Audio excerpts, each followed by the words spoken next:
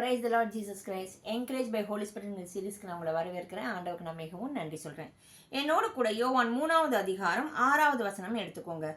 மாம்சத்தினால் பிறப்பது மாம்சமாக இருக்கும், ஆவியினால் பிறப்பது ஆவியாக இருக்கும். அதாவது நம்ம மாம்சத்தின் மூலிமா வருகிற அது வார்த்தையாக இருக்கலாம், செயலாக இருக்கலாம், தாட்ஸாக இருக்கலாம், நம்ம யாராவது ஒருத்தருக்கு ஏதாவது வாங்கி கொடுக்கறது, கிஃப்ட்ஸ் கொடுக்குறது, எதுவாக வேணாலும் இருக்கலாம். அது நம்ம மாம்சத்தில் செய்கிறோம்னாக்கா அது எல்லாமே மாம்சத்தின்படி தான் இருக்கும். நம்ம ஆவினால் பிறப்பது இதே இன்னொன்று என்னன்னாக்கா, நம்ம அம்மா அப்பாவுக்கு நம்ம பிறந்தோம் இல்லையா, ஃப்ளெஷ்ஷில் தான் பிறந்தோம். ஸோ நம்ம ஃப்ளெஷ்ஷில் தான் இருக்கும். ஆனால் ஆவிக்குள்ளே பிறக்கிறதுனாக்கா கர்த்தராகிய ஆண்டவராகிய இயேசு கிறிஸ்துவ சொந்த ரட்சகராக ஏற்றுக்கொண்டு ஞானஸ்நானப்படுத்து எப்படி ஜலத்தினாலும் பரிசுத்த ஆவியினாலும் நம்ம அபிஷேகம் பெற வேண்டும் என்று இருக்கு.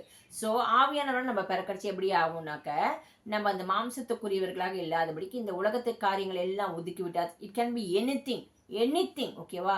இந்த உலகத்துக்கு ஒத்த வேஷம் தரிக்காதபடிக்கு ஆவிக்குரியவர்களாக நம்ம மாறும்படி, அப்போ ஆவிக்குரிய பிள்ளைகளாக நம்ம பிறக்கடிச்சு என்னாவும் ஆவிக்குரிய சிந்தையோடு இருப்போம், ஆவிக்குரியதை பேசுவோம், ஆவிக்குரிய நடக்கல வாழ்வோம், ஆவிக்குரிய சாட்சியாக வாழறச்சே அப்போ நம்ம மாம்சத்துக்குரியவர்களாக இல்லாதபடிக்கு ஆவிக்குரிய பிள்ளைகளாக நம்ம வாழ்ந்து காமிச்சு தேவநாமத்தை மகிமைப்படுத்த முடியும். அதனால தான் இந்த இடத்துல இயேசு கிறிஸ்து சொல்றார், மாம்சத்தில் பிறப்பதில் மாம்சமா இருக்கும், ஆவியினாலே பிறப்பது ஆவியா இருக்கும். அப்போ பரிசுத்த ஆவியானால நம்ம பிறக்க வேண்டியது அதிக நிச்சயம். ஸோ ஆண்டவராக இயேசு கிறிஸ்துவை நீங்கள் சொந்த ரட்சகராக ஏற்றுக்கொண்டீங்கன்னாக்க, இன்னும் பரிசுத்த ஆவியான அபிஷேகம் பெறலைனாக்க, பரிசுத்த ஆவியானவரே உங்க பிள்ளையா என்னை மாற்றுங்கப்பா, உங்களுக்குள்ள என்னை அபிஷேகிங்கன்னு கேட்கச்சு நிச்சயமாக அவர் மாம்சமான யாவர் மேலும் தம் நாவியை ஊற்றவர் வாஞ்சியோடு இருக்கிறார்.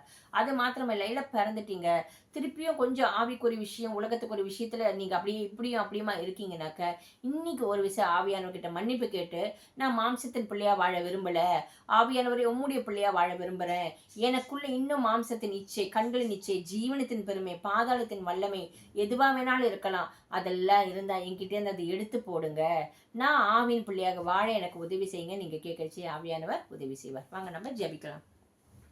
எங்கள் அன்பின் பரலோக தகப்பனே, உம்மை துதிக்கிறோம், ஸ்தோத்திரிக்கிறோம்ப்பா. ஆண்டவரே, நாங்கள் மாம்சத்தின் பிள்ளைகளாக இல்லாதபடிக்கு ஆவியின் பிறப்பால் ஆவியான ஒரு பிள்ளையாக இருக்கும்படி ஒவ்வொருத்தருக்குள்ளும் இன்றைக்கு ஆண்டவரே நீர் அப்படி ஒரு அச்சாரத்தை போடும்படியாகவும் ஒவ்வொருக்குள்ள ஆவியானவர் நீர் கிரியை செய்யும்படியாக ஜெபிக்கிறோம் ராஜா. இது வரைக்கும் யார் யார் இன்னும் ஆவியினால பிறக்காமல் இருக்கிறார்களோ ஆண்டவரே உங்களுடைய அபிஷேகத்தினால நிரப்புங்க, அவர்களை வாஞ்சியோடு கேட்க உதவி செய்யுங்க. மாம்சமான யாவர் மேலும் என் ஆவியை ஊற்றுவேன்னு சொன்னீர், உங்களுடைய ஆவியை ஊற்றுவீராக தகப்பனே.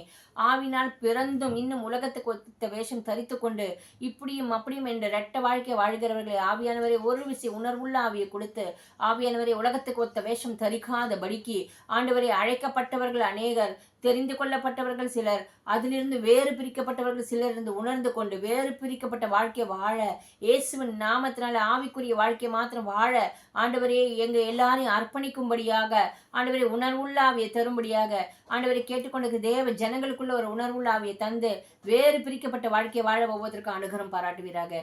இயேசுவின் நாமத்தினால ஜெபிக்கிறோம் பிதாவே, ஆமீன் ஆமீன். God bless you.